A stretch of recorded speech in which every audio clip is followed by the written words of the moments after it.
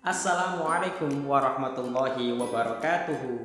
Ahlan wa sahlan wa marhaban bikum. As'adallahu ayyamakum bikulli khair wa ma'akum Refu Al-Gani.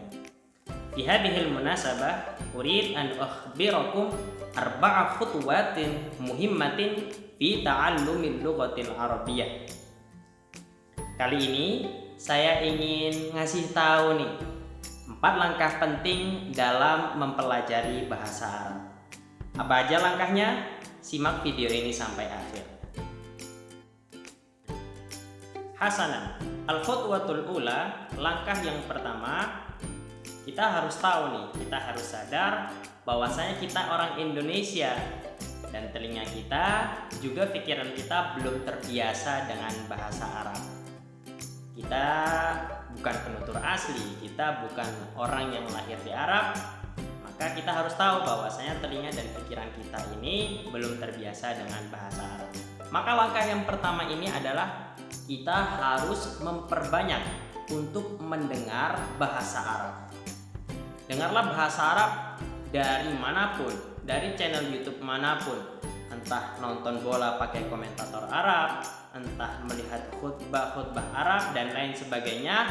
Pokoknya kita harus membiasakan dan sering-sering mendengarkan bahasa Arab.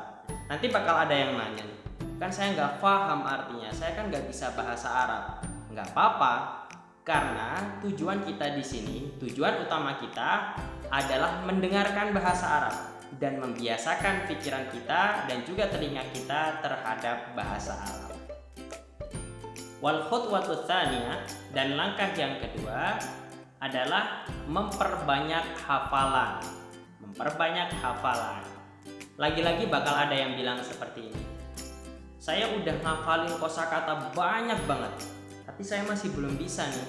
Nah, yang ingin saya sampaikan di sini adalah ini mungkin kurang tepat.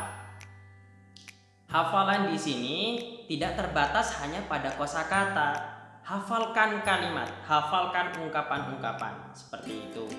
Jadi ketika kita belajar pada bab tertentu, hafalkan minimal 10 atau 15 kalimat yang populer pada tema tersebut. Jadi langkah yang kedua adalah perbanyaklah hafalan.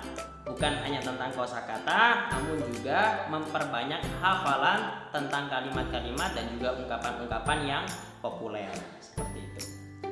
Wal khutwatu tsalitsah, langkah yang ketiga adalah memperbanyak praktek. Nah, di sini nih, karena memang kalau ditanya nih teman-teman, kenapa teman-teman bisa baca Quran? Jawabannya adalah karena teman-teman belajar awalnya, lalu praktek selanjutnya. Prakteknya yang lebih banyak. Praktek di sini yang punya andil penting sekali dalam pembelajaran Al-Quran tersebut. Sama dengan bahasa Arab, kita juga harus sering-sering praktek. Praktekkanlah apa yang sudah dihafal dan apa yang sudah dipelajari tentang pelajaran-pelajaran lalu. Tapi saya nggak punya teman nih untuk praktek. Saya nggak punya teman untuk mempraktekkan atau menghafalkan pelajaran-pelajaran sebelumnya.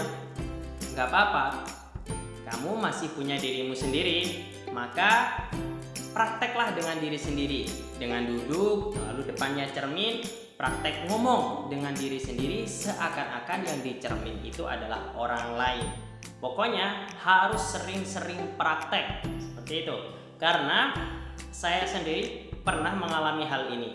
Ketika saya ingin lomba debat bahasa Arab, saya nggak punya temen nih di kos untuk mempraktekkan apa yang akan saya sampaikan besoknya. Maka saya latihan depan cermin teman-teman. Latihan, melihat mimik saya melontarkan argumen dan saya jawab sendiri. Dan Masya Allah ini benar-benar worth it untuk dilaksanakan. Jadi langkah yang ketiga ini adalah memperbanyak praktek. Wal khutwatur rabi'ah, dan langkah yang keempat adalah memperbanyak ekspresi. Nah ini bakal banyak yang nanya, apa sih maksudnya ekspresi? Seperti itu. Coba. Seperti halnya ketika kita berbahasa Indonesia, ketika kita melihat sekitar atau melihat sesuatu, maka kita dengan mudah berkata atau berekspresi tentang hal tersebut. Contoh, di televisi atau di media sosial kita melihat berita tentang Lionel Messi, maka kita dengan cepat pikiran kita bisa berpikir, kita semua udah tahu bahwasanya Lionel Messi adalah pemain terbaik dunia. Sama halnya juga dengan bahasa Arab. Ini juga yang kita harapkan dalam bahasa Arab. Nantinya kita mampu untuk mengungkapkan apa yang kita lihat di sekitar kita ini dengan bahasa Arab. Kita mulai dari hal-hal yang sederhana. Contohnya, sayyaratu jamilatun masya Allah. Sedikit, yang penting kita latihan untuk mengungkapkan atau mengekspresikan. Yang tadi, kita semua tahu bahwasanya Lionel Messi adalah pemain terbaik di dunia. Kuluna na'rif anna Lionel Messi afdalul la'ibi kuratil qadam fil alam. Seperti itu. Dan untuk hal ini saya punya saran. Sebenarnya bukan untuk langkah keempat saja, tapi juga pada langkah kedua, yaitu memperbanyak hafalan. Yaitu mulailah segala sesuatu ini, pembelajaran bahasa Arab ini dari hal-hal yang paling kita sukai. Contoh, ini contoh diri saya sendiri saja. Saya suka sepak bola. Maka saya menggunakan sepak bola ini sebagai media awal untuk belajar bahasa Arab. Rogma annani takharrajtu fi ma'hadi Darussalam Gontor, meskipun saya lulus dari Pondok Gontor, tapi saya mengakui bahwasanya kualitas bahasa saya khususnya untuk ngomong pasti sangat rendah. Seperti itu. Ini masih jauh dari kata cukup, maka saya harus belajar lagi. Salah satu media yang paling saya suka untuk belajar adalah sepak bola. Entah mendengarkan komentator seperti itu, lalu menghafalkan al-mustalahat al-mawjudah fi quratil qadam, menghafalkan istilah-istilah yang ada dalam sepak bola seperti itu. Jadi pada kesempatan ini saya juga ingin menyarankan bahwasannya lakukan hal-hal ini dengan menggunakan media, yaitu hal-hal yang paling kita sukai. Hafalkan kosakata atau istilah-istilah dari hal-hal yang paling kita sukai, seperti itu. Mungkin ini saja video yang bisa saya sampaikan, dan apabila saya ada salah kata, saya mohon maaf sebesar-besarnya.